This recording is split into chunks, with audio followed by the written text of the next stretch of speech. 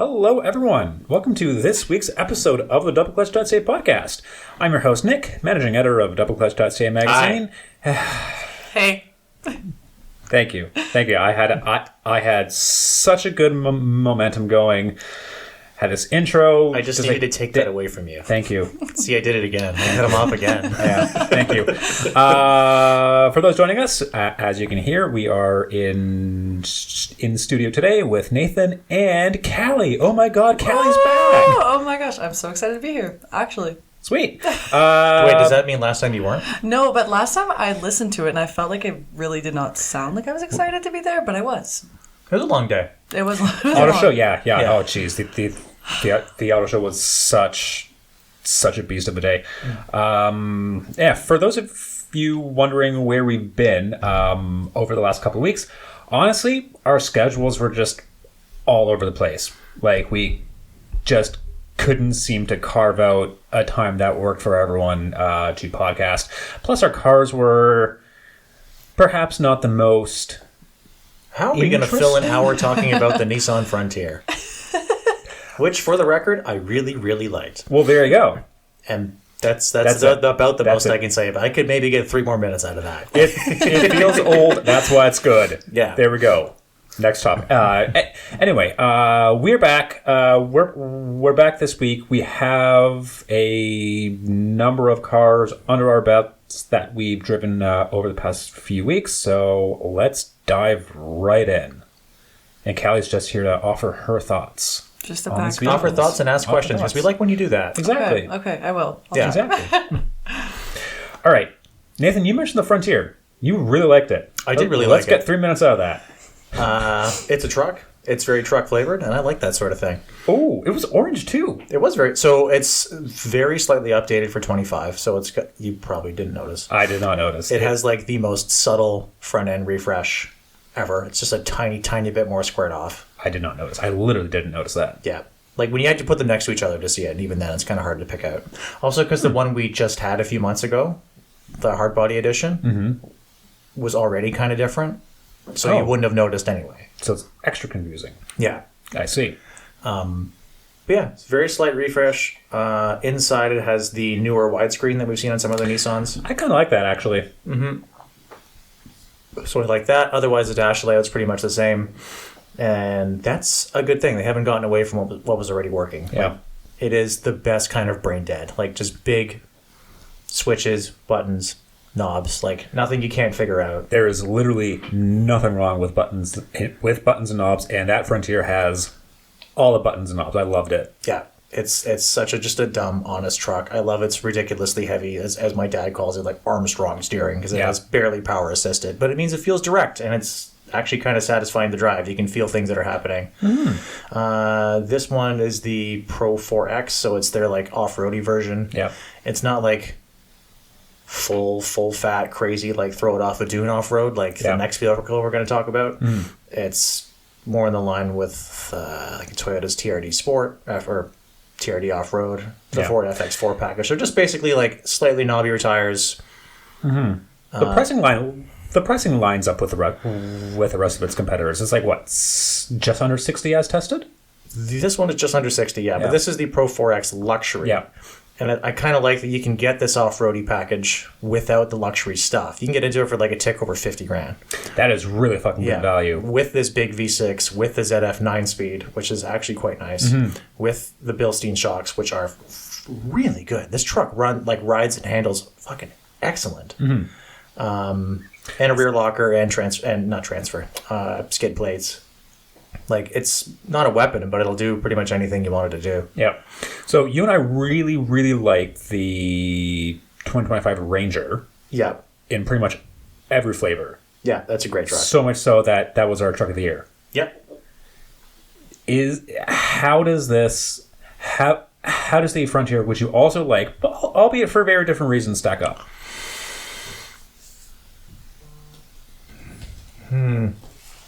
It's kind of hard to say. I think the Ranger is probably still the better truck for more people. It's just a lot more modern, and people seem to like that. And there's more modern powertrains that make more power and get as good or better fuel efficiency. and it's priced right. Not to say the Nissan isn't, but the Ranger is priced very aggressively. I think my takeaway, I think you were asking me to say this because I said it to you last week, was I think the Ranger is still the best truck, but the Frontier is my favorite. Yes, and there's a pretty big distinction between the Callie's looking at me sideways. Of the mid-size trucks, I think it's my favorite of the mid-size trucks. Okay. Yeah. And there's always a fine line between objectively the best and favorite. And this is the one I like. Let's say it goes back to that was the Clarkson and May meme. We're like, that one's good, but this one's my favorite. Yeah. Like That's exactly it. Yeah. Yeah, it's just satisfying. It just felt right. That's what I want a truck to be. And like it wasn't missing on anything. The sound system was great. The infotainment worked well. Navigation actually was kind of messy, but worked okay. Adaptive cruise worked great. It's comfortable. It's quiet. Like it's not missing on any fronts. At that price point, I kind of think it's a slightly better thought out finished product than the new Taco. I'm curious about that.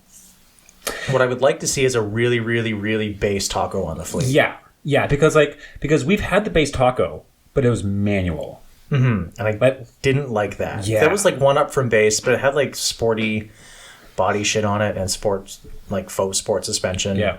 And I really hated what the manual trans did to that thing. Yeah. And the only other one we had was like its Raptor Fighter that was like $85,000. So I'd be curious to try like just a very basic Tacoma. Non-hybrid automatic. That's kind of what they've always been about, right? Just like Yeah. the actual work truck spec. So I'd be curious to see that. I haven't driven a GM in a minute, but I don't remember loving them. I like them, but I don't remember loving the little ones.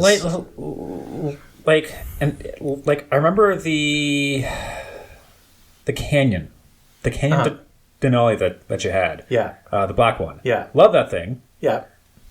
But beyond the interior, it didn't really do it for me. No. So yeah, I feel like they didn't do any one thing really great. No. They just look great. They're very handsome. No. And yeah. It's the engine. I don't like that engine. The engine ruins it. I don't like that engine. Yeah. What is it? GM4 popper. GM4 popper. It's the 2.7 high output. So like it puts out good numbers. Okay. Like it does everything it needs to do. The truck's like can tow and it's quick enough. It's just It's like it feels more coarse and a little more unrefined than the Ranger and the Frontier which both had V6s. Okay. You know, like when you're driving one of these press cars or whatever, and it sounds like a sewing machine. it just sounds For unhappy. lack of a better Just word. like it's Yeah. just sad. Yeah. That's what I got out of it. It could do stuff, but it didn't sound like it was pleased to do it. Yeah. Okay. And like earlier, we were talking about straight sixes, how they're naturally very smooth. This is the other thing. Okay. Yeah. Okay. I got it. Yeah. Hey, speaking of straight sixes, Speaking of straight sixes, last week was the mid-size Frontier, that's slightly off-roady, and this week is the full-size Ram RHO, which is very off-roady. and on a completely different end of the spectrum. Nathan, when you told me this morning that it's basically an M4 with a bed, Oh my god. That is Right? crazy. That is insane. But like, did you pick up on that? I picked up No. on it. It kind of sounds like the B58 motor. Because this one's got the sport exhaust on it that's wide open and super obnoxious. And when you shift it at full tilt, it does that. Yeah, that's what gets me. When you don't really hear it when you're like idling around, but when you really, really beat on it and it shifts and you hear that. I did What hear it does, that, and I it's didn't like, know what it was. Okay, this doesn't sound like a fucking pickup. That sounds like a fucking M4. Well, like, okay, here's a vehicle, 3-liter straight six, twin turbo, makes a shitload of power, and it goes through a ZFA. What are you thinking of? That's exactly it. Yeah. Like, I think Ram, Chrysler, Stellantis, whatever you want to call them these days, like copied BMW's homework on that engine to very good effect. So I guess to kind of backpedal a bit, so I don't know what this is called. So this Ram RHO, RHO, I don't know what RHO stands for. In my head, it's just really high output. Okay. That's all I got. Yeah. Very much like the Ford Raptor R is just Ford Raptorer. This is really high output. Okay. It is basically the replacement for the old Ram TRX. Which was the Ram with the Hellcat engine. Yeah, so the big 700 horsepower supercharged V8. But it was just like this. So like lifted, wide body, giant tires. Like it was the off-road, like desert dune jumping truck. Okay. This is the same thing without the V8 because that V8 has been discontinued for the time being. Not for much longer. Yeah, so instead of the V8, it uses a really high output version of Chrysler's new Hurricane 3-liter straight six. I tried a lower output version of this engine last winter in the Ram Rebel, which was like a pretty loaded but not all the way loaded Ram. Last fall, by the way. It was last fall. No, there was snow on the ground. Well, you can have snow on the ground in late fall. I was just looking at my photos. There was snow on the ground. Wasn't it like December? But like, You know what? winter doesn't start until like December 21st. So technically, it could be late fall. Hang on. I just thought of something. Who cares? No, I don't know what I was going to say. This is true. is so irrelevant. Okay. Anyway, and my big criticism of that truck was like, yeah, it's nice, it's luxurious, it handles great. It is the best driving of the big trucks by a mile. And the new powertrain feels great. It has good power. It does everything right. It just kind of lacks the rebellious character I'm looking for in a truck named Rebel that the last one had with the V8. Yeah. This has it. This has the sense of humor that I was fucking looking for. This truck is a riot. I've only had it for a day. I haven't jumped it off anything. Please don't. But it makes the cool noises. Yeah. It's really fast. It's big. It's huge. It's huge. It is insanely bad on gas, as you would hope something like this would be. Yep. Actually, I have no frame of reference, though, because we never had a TRX presser, did we? We did. Stu had it. I'm going to see if I can look up what kind of gas mileage he got, because mine is not good right now. What are you getting? Like 18, 19 liters per 100. That's roughly what he averaged with it. Like I've averaged about that with like the regular with like anything SRT with a 6.4. Yeah, but supercharged. Yes. It's a little different, buddy. Yes. Yeah, that's roughly what Stu got. Like 18, 19 liters per 100K. Yeah, it seems to be about the same as the V8. Okay. But, yeah, 540 horsepower, 560, I want to say, foot-pounds of torque. It's basically just the 3-liter straight six with forged internals and two big fucking Garrett turbos hanging off the side. I miss the V8 soundtrack. Like, I love a good inline six, but it just doesn't hit the same without the V8. No, it doesn't. But that point's been beat to death. Yes. I beat it to death. Yes. I'm tired of it. That horse is dead. It is now a fine puree. Fair. And I think this engine is pretty funny. This at least shows me like there's a proof of concept. Okay, this powertrain platform can be funny. It can have the character that I'm looking for in a Ram truck. Right? Give me like half of this. Give me this exhaust on a Ram Rebel. Maybe like a Ram Rebel GT. Now That we're would be cooking, right? Something, yeah. Yeah. It's like no one needs something this ridiculous. This truck can actually fly. And for that privilege, it is comically huge. And like 1,000 pounds heavier. Nobody needs that. But I really like this engine. Give me this engine. I like it a lot. It's funny. That's fair. And that's what I want. Because I like the Ram TRX, it was called TRX, so it would sound like T-Rex as kind of a play on word with the Ford Raptor, right? Like, none of these trucks make any sense. They are stupid. They're like incredible engineering, but incredible engineering for the purpose of being dumb. And this truck's pretty dumb, and I kind of like that. Dumb's good. Yeah. I like dumb. What did you think of it, Caleigh? I liked it. Like, it was really nice. I cannot get over I don't know what they're called, where you step into the vehicle. Like, even Side just steps? now, yes. Oh my gosh, they are so small. Yeah. And, like, I can't even fit my foot on it. See, this is why I like having Caleigh here, because I made that observation while getting into and out of the truck.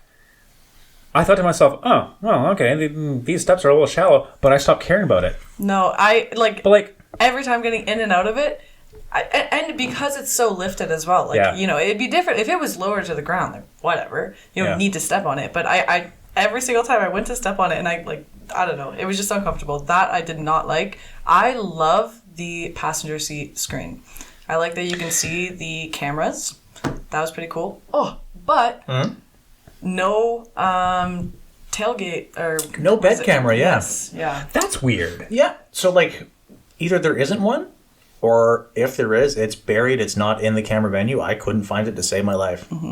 As we were getting like a hood for a BMW M2 today. Yep. I wanted to keep an eye on it. Yep. And I couldn't.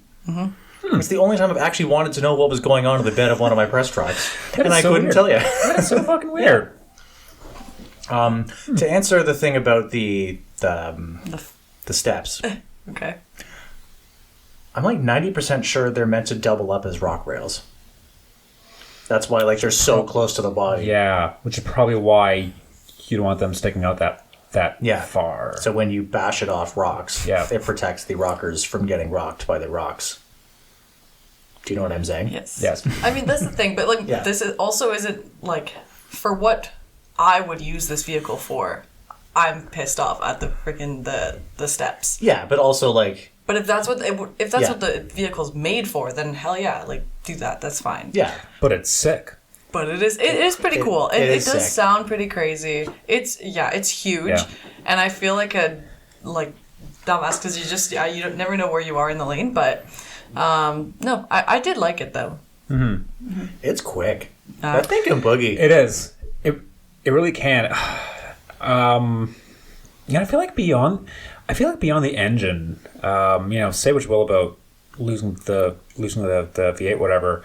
It, by all other regards, the updated RAM is pretty sweet. Like, yeah, everything like else that platform is fabulous. yeah, everything else they updated on it. It's a home run of an update for the most part. It's a home run until you get to the engine, for the most part. Yeah, and even then, like, the engine is very good. It's very good on paper. It does everything it needs to do, outside of get better fuel economy, unfortunately. And that's a gripe we've had for a long time, is that all these new, like, smaller bore, high pressure, turbocharged compliance engines are never actually very compliant. That's a separate rant that I could go on for a very, very long time. But yeah, like, and I thought this about the last one I had too. I wasn't sure because I hadn't driven any big trucks in a while. But like, I think these things, like the Ram between like the big three, definitely just like the best handling, nicest riding in the bunch. Yeah. And the cabin's nice, and it doesn't have weird QC issues. All the touch points feel great. Infotainment works well. I really like it. And this thing with its like crazy active Bilstein super pillow ball suspension, like it makes speed bumps disappear. Yep. It's crazy how good it is. Speed bumps, railway crossings, just send it. It doesn't fucking care. It's a very, very, very distant thump. What was I going to say? It was something about the RAM. 120. No, 130 as tested. Oh my god. Jeez. I mean, that wasn't my... it's not what I was going to ask. I was going to ask something else. It's slipping my mind right now. It'll come to you at 3 a.m. It has massaging seats. Really? Yeah. Really? Like it's a really nice truck along with being a really ridiculous truck, which almost makes it more ridiculous. It's nice that it's ridiculous. It's kind of ridiculous that it's also nice. Yeah. I always thought it was... this isn't it. This isn't what I was going to say, but I always thought it was funny how the TRX was basically the slowest vehicle powered by a Hellcat engine. It's the biggest.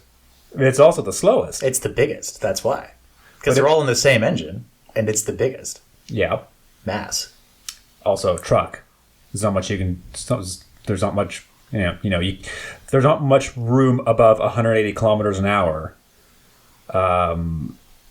when you're on off-road tires. Like, I always thought that was so funny about the last TRX. Supercharged V8, 700 whatever horsepower, 0 to 60 in 4 fucking seconds. Yeah. And it's completely out of breath. 180 kilometers an hour top speed. That's hilarious. Yeah, it's cut off for the tires. Yeah. But even then, like, something I noticed last night going home. So, like, Caleigh, I think you and I have talked about this, where, like, cars tend to be pretty efficient at a steady speed on the highway. Like, they've already accelerated. They're just holding a steady speed. But there comes a point where, like, the faster you go, it turns around and they start being less efficient, right? So, like, if I'm holding 100 kilometers an hour, the car's using hardly any fuel. If I'm holding 150, it's using a lot of energy to keep that speed, even if it's not accelerating. And for different cars, that speed changes, depending on how much energy it has to exert to hold the speed, to push itself through the air.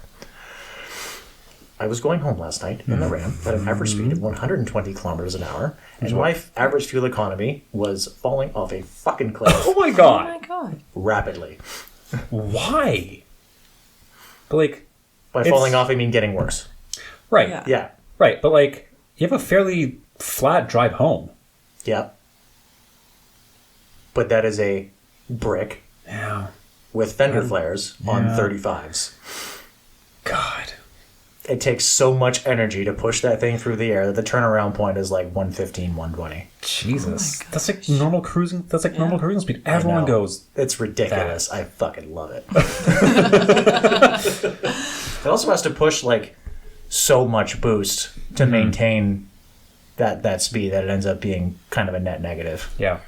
Like the thing puts out 28 psi of boost. That's a lot. That's a fucking huge amount. Jesus. That's like the most, like some of the most I've ever seen anything other than the VW EA888s, which like only temporarily spike that high.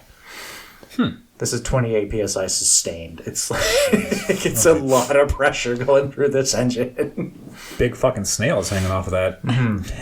Hanging off that inline-6. Yeah, there's a big badge in the middle of the truck saying like Ram RHO 3-liter high output Hurricane Garrett 2 GT 2467 turbo 540 horsepower for men with biceps. Men. Exactly. You Like saw that. It says for men. Yeah.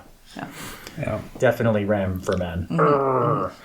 Okay. What else? What else we have in the garage this week? Oh, we have something else that's also red.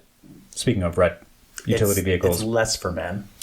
Not to say that it's not for men or for men who aren't manly, but it's very less decidedly for men than the Ram RHO. Indeed. We have the 2025 Acura MDX A-Spec in the garage this week. And this is kind of like the Frontier's refresh in that I can't fucking tell unless they're parked beside each other. But apparently the MDX does get a very, very, very slight refresh for 25 on the outside.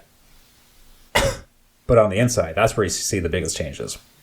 Because the fucking touchpad is gone. I didn't drive the old one. Where was the touchpad? It's on the center console.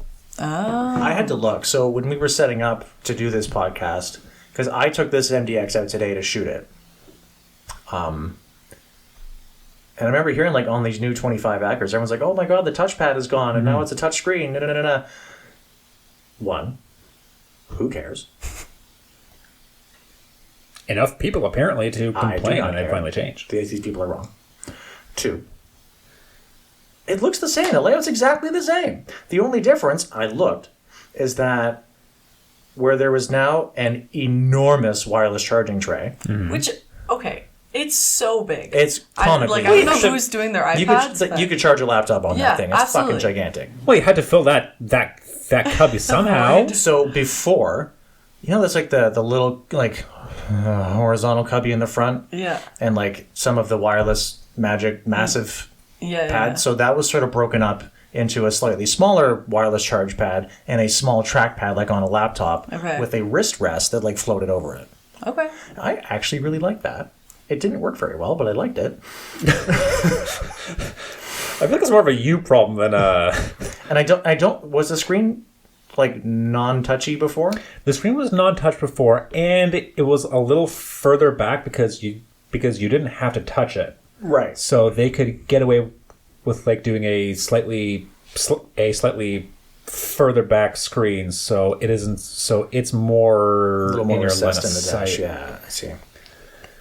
Which I think doesn't work because now it looks awkward. Being so close to the dash, it becomes very apparent that it's not tilted. Caleigh, what did you think? Did you think this looked awkward at all, or using it? I don't know. I did, but I think I did because people pointed it out. I found it a little cluttered. I don't know. Like, I feel like they're trying to be minimalistic, but I found it cluttered. And this is kind of off topic, but I did put the vehicle in sport when I was trying to turn down the volume. So that's my bad, 100%, because it is on top of the gear shifter. Not your bad. But why are you putting the big knob that's under the infotainment system and it's not the volume? Yeah. That's a little weird. It's always been weird. Yeah. The Acura drive select Prindle button thing, like, one, stop it. No one likes this. Please stop it. And number two, you're doing it wrong. Do you not think that it should be flipped? Yes. Like I think the way the reverse is like kind of downwise, like you pull it towards you, sort of. This is very difficult to explain without anyone seeing this.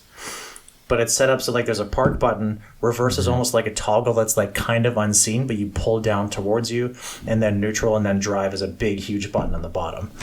And I feel like drive should be reverse, and reverse should be drive. I feel like it should flip the whole thing around. Because it feels like the motion of like reaching out and then pulling towards you to get the vehicle to go forward is very intuitive, I think. No, that makes sense. Yeah. I see what you mean. Also, no buttons. Stop it. I see what you mean. Counterpoint. Who cares? People. For like 5 minutes, and then they get used to it. They get used to the buttons. I know, and that's the argument. But like, why are we doing this in the first place? I agree. I agree in that it's kind of unnecessary to reinvent the wheel here. I'm with you on the buttons. It's the way the buttons work. Actually, it doesn't really bother me that much. Maybe because I just got used to it within like 2 minutes. Like, oh, that's how it works. That's a little weird. And maybe because you do this for a living and have driven so many but I do this for a living. I'm in everything, and I never get to learn anything. I'm always in it for 5 minutes, just long enough to get pissed off and get back out of it. I guess so, yeah. Like, how did you feel about it? Without me poisoning the well. Let's just go back for a minute. I'll be honest, I don't know if I formed an opinion on it. Because every car, you have to learn how it works every single time. So, it's all new to me. I don't know. I do see your point where it's like you're pulling it forward and like the action on something that you actually grab and move, it is more similar. But I don't know. Okay. Yeah. Fair. Is the software updated? I honestly don't know. It looks like just like a thin reskin of the Honda software. The maps are updated. With more glitter. It's now running on Google Maps, which I really like because their old map interface just looked I was just looking at that. Terrible. It's on Google Maps now. And as far as I'm aware, it does have it is based on Google, but it's still skinned to look like Acura's system. Yeah, which is itself more or less quite good. Just Honda's system. Yeah, it's quite good. It's fine.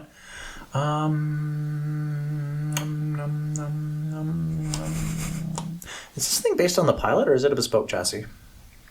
Same. Fuck, that's a really good question. Actually, I know. That's why I asked. I honestly, I don't know if it's based on the I don't know if it's based on the Pilot's platform per se. I know it's based on the same platform as the TLX. Okay. But I don't know if those are shared with any Hondas. Right. Okay. Fair. The engines aren't. Oh, that was going to be my follow-up. So this engine, this 2 point whatever liter 4-popper, is bespoke to Acura. Is that what you were saying to me? Sorry. I'm thinking about the MDX Type S with a V6. I don't know about the 4-cylinder. Okay. The 6-cylinder, I know the 6-cylinder is their own baby. Yeah. The Turbo 6 is Acura only. It's the 2.0? I don't know. Then it probably... Let's find out together. I just assume it's a 4-cylinder engine. It must be a 2 liter. I know Ben had Ben had an A spec last year pre-refresh. That was still the normally aspirated V6. I will get you information momentarily. But either way, all that to say, I don't love the interior layout on any Acuras. Mm-hmm. And it's tricky because they're usually starting from Hondas, and Honda already has that shit fucking figured out. Oh, yeah. Absolutely. They have some of the best interior design in the game at any price point. It's just really, really good and sound and attractive. And to get away from that is almost always going to be a step down. Yep. It just looks like someone looked at this and went, all right, now make it fancy. Throw more shit at it. And like, no, less shit. Yeah. Less shit was the way. But I feel like Honda does the minimalism thing a little better than Acura does. So much better. Like, it's more like to Callie's point. It's like they're trying for minimalism, but Honda kind of does it better. Huh. Interesting. So I was going to say, well, I don't love the dash layout. The rest of the cabin is very nice. I think it's very comfy. The seats are excellent. There's lots of room. It drives excellently. It drives incredibly well. Mm-hmm. It handles well. It drives great. The powertrain feels great. And I was really, really impressed because I thought they took a Turbo 4 and pumped it up to feel like a V6. Did an amazing job making it feel like a V6. It's because it's a fucking V6. I mean, that's generally how it goes. Like, if you can't beat them, join them. I was so impressed. with what they did with that four-cylinder. 100 great. Wow, so good. Like, whatever that Acura team's doing to powertrain development to make four cylinders feel the way they do, like, share your notes. That's some good shit. Do more of that. But because it is no, it's just the J35. Yeah, the good old Honda J35. It sounds great, feels great. It's a fucking great engine. Pretty broke, don't fix it. So yeah, I don't know where I got the idea. I thought the V6 was dead in Acura's lineup except for the Type S. So that's why I assumed it must be a four-popper. Yeah. No, they kept the V6 all the way through.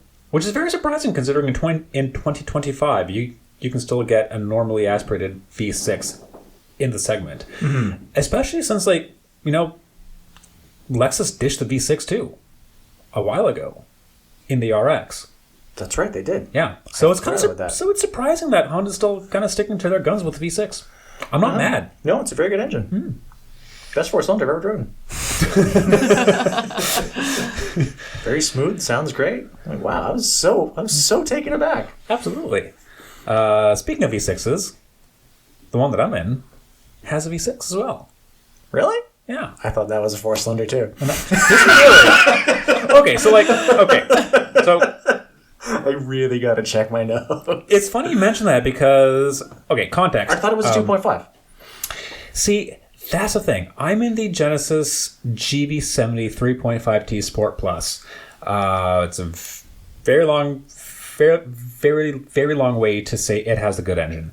Having driven Genesis's 2.5-liter four-cylinder, that's a very good engine to begin with. It is a good engine saddled by a pretty lame transmission. Yeah.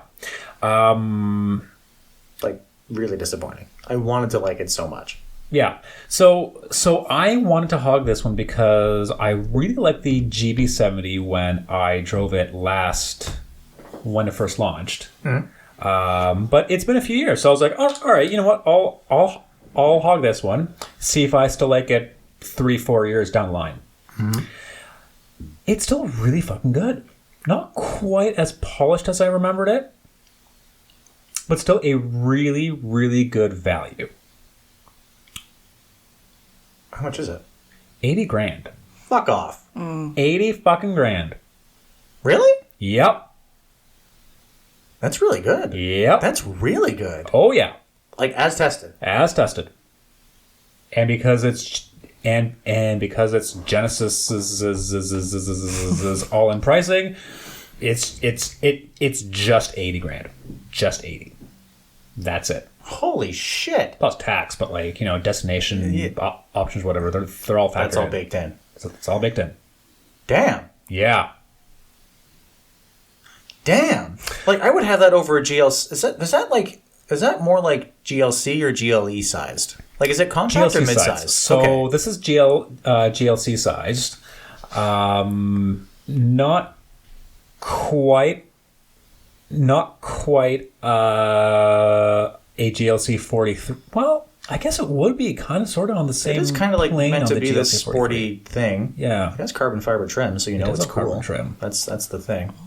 It does I have. love how they do carbon fiber because it's not just carbon fiber. It's almost like carbon fiber plaid. Yeah, I feel like that whole interior is probably the coolest interior in the segment. Yeah, Probably the coolest looking. yeah. That's a slam ass dunk. I Yeah. really like that thing. I think the interior styling has aged well. Everything feels great. Tech is easy to use. Wait, can I cut you off for a second? Okay. See what I did there? God damn it. Caleigh, what'd you think of it? I don't know. I liked it. The interior is very, very pretty. Again, I don't have much to compare it to. Do you like the blue? I do. The blue and the red? The blue with the red accent? Really? Maybe unpopular opinion. I do. I mean, I don't know. It depends. Like, it's different. Yeah. But I thought they kind of worked. It does. The GV70 does different kind of well. Mm-hmm. I don't know. It was drove really well. Yeah. The maps, this is like such a side note, but the maps were plain and boring and just gray and white, which I thought was weird. Thank you. And because this is shit we don't notice. Yeah, well, I don't know. I thought it was still loading, and then all of a sudden I was like, okay, this is just it. Yeah. And it looked really plain, but it's such a minor detail. Yeah, It's minimalist. Yeah, and that's the vibe that they're going for, and I think they did a really good job with it. Mm-hmm. So I really enjoyed it. I love how everything just flows. It just feels so cohesive. It feels like it's styled by the same person. All the trim looks good, feels good. It's roomy, you know. It ticks all the boxes you want out of a luxury SUV at a really fucking good price. Really good price. I thought that thing would be $100,000. Yeah. Nope. Shit on a shingle. Yeah. I maintain like that's the direction Mercedes should have gone. Like that's what I would I think agree. a new Mercedes should drive and feel like. I agree, and this was really apparent to me when John had the G80 a couple of weeks ago, like that. To me, or was it like last month? A couple months ago. Whatever. What color was it? It's matte gray. Did I shoot that? The matte gray one, red interior. You did shoot it, yeah. Did I upload those photos? Yes. Proceed. Okay. Sorry, go on. I don't really get it with the GV70, but I really got it with the G80 in that it feels like this is what modern Mercedes would have been if they didn't get so distracted by tech. Mm-hmm. Yeah, like it's its implementation of tech feels organic. It's very minimal. It's there. It's all there, but it's just not like look at us. Yeah. We got tech. Holy shit! And we're like, yeah. And at the same time, it's like, hey, you know, we used to be the standard of the world. We still are because our interiors still feel solid.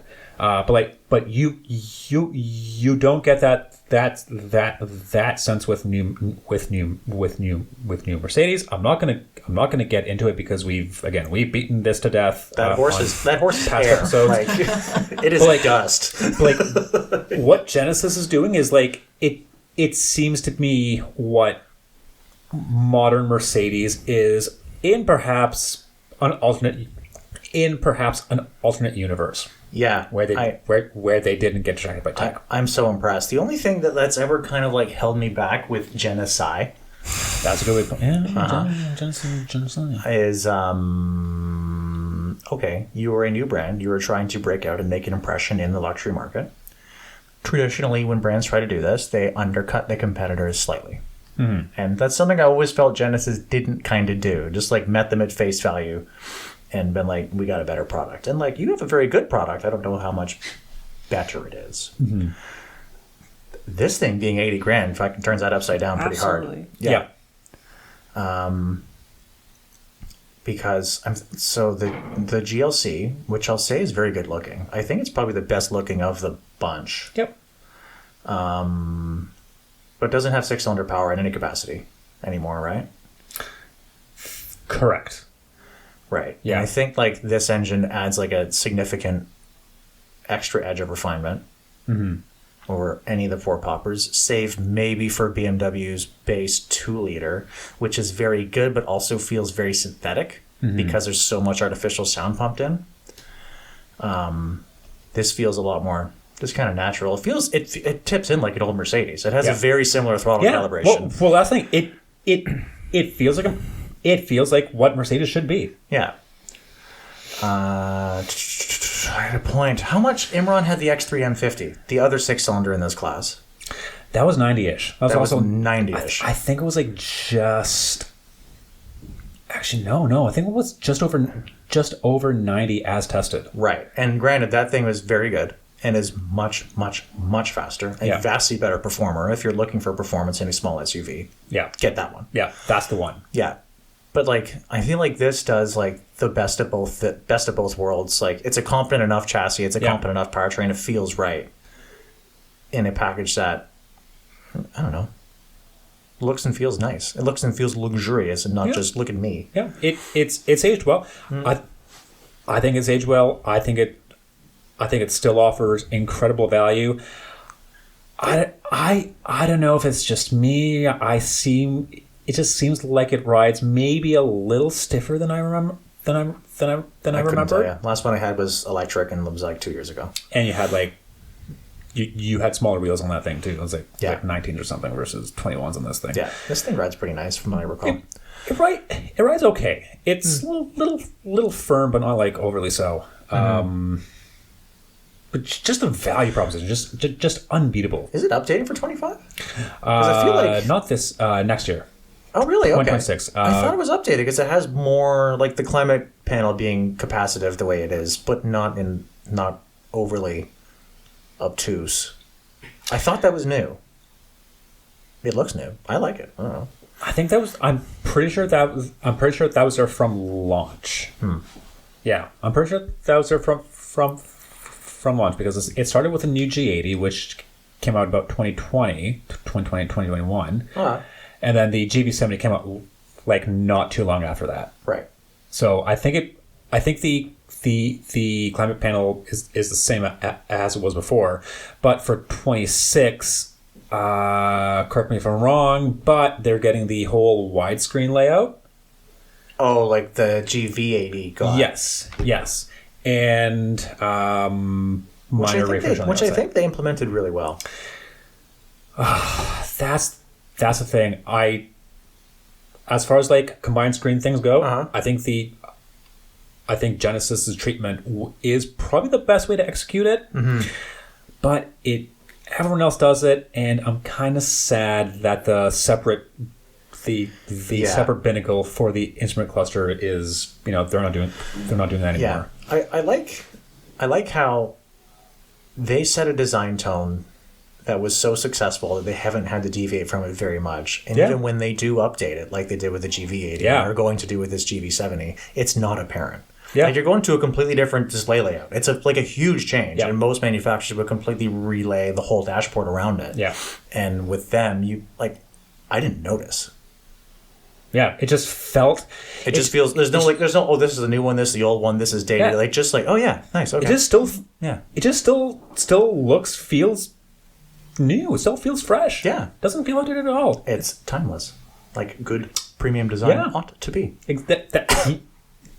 You know what? I'm gonna steal that from my review. By all means, now I know how to start it. Caleigh, did you notice that the instrument cluster screen is like 3D? What? No. Yeah. I didn't notice either. Did you turn it on? Did I not have it on? No, I turned it on. Oh. So I picked it up for you. It might not have been on. It was on. Wait. Really? It was on when I picked it up. Really? Yeah. How? I sound really dumb today. What is going on? What do you mean it's 3D? It's 3D. You can you have a setting in the menu. Okay. that like it's subtle, but once you see it, you can't unsee it. I'm gonna have to check that out. Did you ever? We are. You ever play with the Nintendo 3DS? Yeah. Like that. Okay. Yeah. Yeah, it's like when it's off, it just all look. It's just all a 2D looks display. like one layer. Turn it on, and then you can see like the text is on like different layers. The needles are like they Oh my they God. they I sweep didn't really behind notice. the It's really. speedometer. I thought the cluster looked really nice, but I couldn't put my finger on what it was. That's what it That's is. so cool. I really don't like the wheels. I think that's one thing that's changed between like 2021 Nick and 2025 Nick. 2021 Nick was like, yeah, those are six. Was like, yeah, those are sick wheels. 2025 Nick is like, my God, I don't want to fucking clean those. Those are like a bitch to clean. Yeah. Also, like, and this is mostly a me thing, but like, so this GV70 is spec'd in dark blue over dark blue with like dark satin chrome trim, so it's not black, but just like a really dark high metallic gray, which I would normally like, but I think it really clashes against the dark blue, especially given that the wheels are the same way. Like, if you're gonna do like dark trim, dark wheels, I think it needs to go on like a warm color, like a red. I think on a blue or a green, it looks fucking terrible, and you should go bright. Interesting. That is just a me style thing. Oh, I dig it. I didn't even notice, if I'm being honest. That's cool. That's just me being pedantic. I'm really fussy about color combinations. Well then, pretty much. Pretty much. Pretty well wraps up. Caleigh, did you have any? You've been jotting things down. Do you have any questions you wanted to follow up on? No, not necessarily. Okay. Did we touch on the Equinox? We did not. We didn't. For good reason. Mostly because we're out of time. Oh, okay. No, we got time. Yeah. Yeah. I don't really have much to say about it. I didn't drive it, so Oh, you didn't even drive it. I didn't even drive it. Oh, Okay. I guess we'll do a brief summary. Chevy has a new Equinox this year. I honestly can't tell it apart from their other products because they're all compact, mid-size, smallish crossovers. And it doesn't help that every single press unit is red. Every single one is the same shade of red. But it is new for this year. And I was not looking forward to it because I don't like small GMs as a rule. And they just kind of rub me the wrong way. And this one was actually pretty okay. oh, I didn't love it. I didn't hate it. Like, not for any particular reason. Again, the paddles were like a part of the steering wheel right under. Like, it was the paddle, and then there was the like volume controls and the like to change the song. The Ram does that. And the back, yeah. Yeah. No, and I, again, maybe this is a me problem, but I changed gears. Except I pressed the paddle, but it didn't even change the gear. So I don't know how to activate it because in the Prendle or however, in the gear shift, there's not even a sport option. So I don't know how you get into the paddle setting, but it was just like, it's too close, and you feel like you would go to press the paddle instead of going to change the volume. Anyways. Interesting. I've noticed that as well in some GMs. So, like, you have to tell it to listen to the paddles. It's kind of weird. That is weird. But, like, okay, I came into it expecting, like, the new crop of, like, subcompact 3-cylinder Chevrolet Buick vehicles that I don't enjoy. This, it's the 1.54 cylinder instead of the little 3-cylinder. Yeah. And I thought it was fine. It was impressively quiet. Maybe when you're on it, that's a little nasty, but, like, just putzing around town, it was pretty quiet. It's, like, idles almost silently. I still don't love Chevy's software. But it's fine. It's easy enough to use. Does this thing have CarPlay? Nope. It's so good you won't miss it. But you do. But you do. Literally every one of its competitors have it. Yeah. It's also like, it's the same design language as we've seen in like every other new crop of Chev, where it's like the big hooded unified widescreen display with like the red vents and red and blue accents for sportiness. That was a little... I think here is fine. It's a little much in the Blazer. It is a little much, but it's fine. It's fine. It looks fun. It's fun for the kids, and it's like 40-ish, 38-ish grand. It's fine. That same interior in the Silverado RST for 130 rubbed me the wrong way, but in this thing it works really well. Fair. Yeah. Fair. And this was the RS, right? The quote unquote sporty one because everything needs to be sporty. So Yeah. probably hence the red accents. I Yeah, do wonder. you don't have to. Yeah, you get any other trim, you don't get the red. You don't Yeah. get the red vents and highlights and stuff. Fair. I thought it was a good looking thing. I mean, again, I didn't take it out. I didn't have a chance to take it out, but I thought it was a pretty good looking thing. No, it was fine. It was one of those things. I was pleasantly surprised. I do feel like GM probably oversaturates their crossover offerings a little too much. You could point that finger. You could point that finger at a lot of brands, I think, but I feel like just Chevrolet in particular is quite egregious with it. Yeah, they have a lot of overlap. Yeah, there's like 2 or 3 subcompacts, 3 or 4 compacts, 2 mid-sizes. Like they're That's too much. and they're all red. I mean, you have a red car. You're supposed to like red. This is true. I do have a red car, but it's like a nicer red. Yeah. It's also not a subcompact crossover, or slightly larger, but still subcompact crossover. All right. Let's back it up. That wraps up the Equinox. Thank you, Caleigh. I almost kind of forgot about that. You're welcome. Sick. Okay. Thank you all for tuning in. It has been a slice. Again, sorry for the delay. But hey, we're back this week. We have some. We actually kind of have some cool stuff coming up in the coming weeks anyway. So we will do better about recording. In the meantime, if you all wish to keep tabs on our automotive misadventures, you can do so at doubleclutch.ca or check us out on our socials, again, at doubleclutch.ca. That's about it. Nathan, Caleigh, thank you both for joining. Well, Happy to have us. Have Thank you? you for Have having me. thank you to be here. Thank you to be here. Something like Thank that. you to be. Yeah. What the fuck is the matter with me today? I'm having a good day, but you wouldn't know it to listen to it. Caleigh, take us out. All right. Well, thanks for listening, Nathan's mom.